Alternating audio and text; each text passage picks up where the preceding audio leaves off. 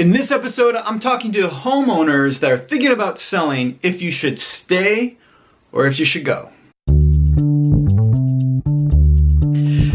This is episode 45 of the Inside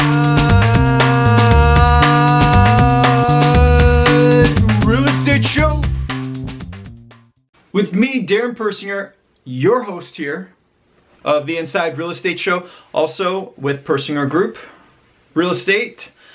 This is where we give you the insight behind the information so that you can make smart home buying, home selling, and real estate investing decisions. Welcome. Excited to have you here. It's time for me to do an episode about this because we're getting a lot of questions, a lot of appointments, having a lot of conversations about this topic. And the reason why it is, I believe, is there's been a lot of homeowners that have kind of been stuck in their home for maybe 6, 7, 8, 9, 10, 12, 15 years because of the way the market was, that we went down and they couldn't move because it was down. They didn't have the equity to move. And now it's coming back up. And so now they're thinking about making that move. So we're going to talk about, should you stay or should you go? But before we get into the main topic, let's do the number of the day. What's the number? Stop, stop. What's the number? Stop, stop. What is the number? The number of the day. 2,224. 2,224 is the average square foot of a home today.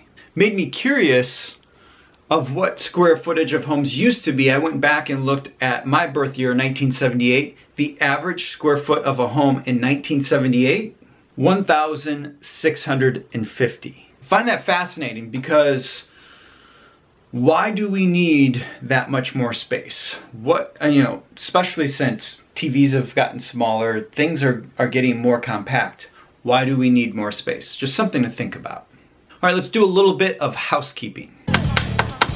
Housekeeping. Maybe this is your first time watching or listening to the show. Maybe you're watching on YouTube, you're watching on our website, InsideRealEstateShow.com, or you're listening on one of the many podcast platforms that exist out there, such as Apple iTunes or Stitcher, or wherever else you could be listening to the show. So if this is your first time, you might not have heard this pitch before. And if you've heard it, it bears repeating. If you're thinking about buying a home and you're in one of our market areas that we serve, I'd love to give you this book for free, send it to you. You just have to head to Home Buying Made Easy, so the book title, homebuyingmadeeasybook.com, homebuyingmadeeasybook.com, and you can request this book and we'll ship it to you for free if you're in one of our market areas.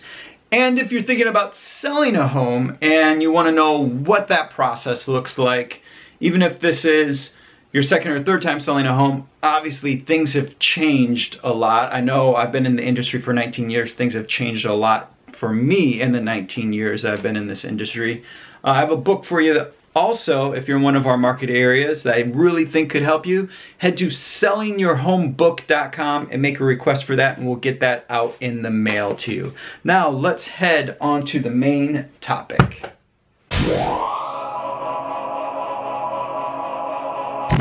Should you stay or should you go? Should I stay or should I go? Should you renovate or should you relocate? I think the answer to that question has a lot to depend upon what problem are you trying to solve. And it might not be framed as a problem in your head. It's a home, Darin. My home is not a problem, but where you live might be the problem. So I think if it's like a space issue, if it's a functionality issue, if it's a commute issue, take a look at what problem are you trying to solve. And I'll walk you through a couple of scenarios that I see popping up as I'm having conversations with homeowners that are thinking about selling and buying somewhere else. And I think how you need to frame this as you try to decide what's the best decision for you and for your family. So maybe the house is just a little bit dated. Maybe your kitchen isn't the chef kitchen, the gourmet kitchen that you dreamed it that it would be. You want new cabinets, you want to open up, you want an island because you've been watching a lot of Fixer Upper and they always seem to knock down a wall and put an island in.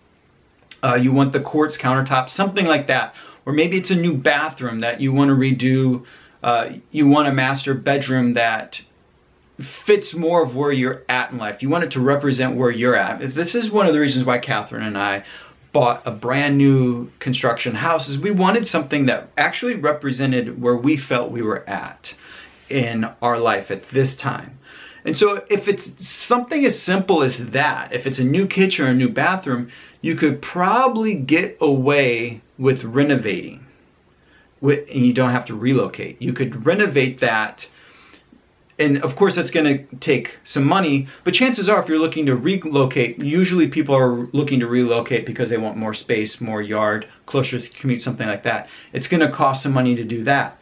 So go ahead and invest some time in figuring out what will be the costs of these renovations that I want to do in order to get the house that I want. So if it's just something like, no, I love my neighborhood, I love where I'm at, I love the school district that the kids are in, I just wish the kitchen was this way, or I wish the master bedroom felt this way, you might want to look at just renovating that.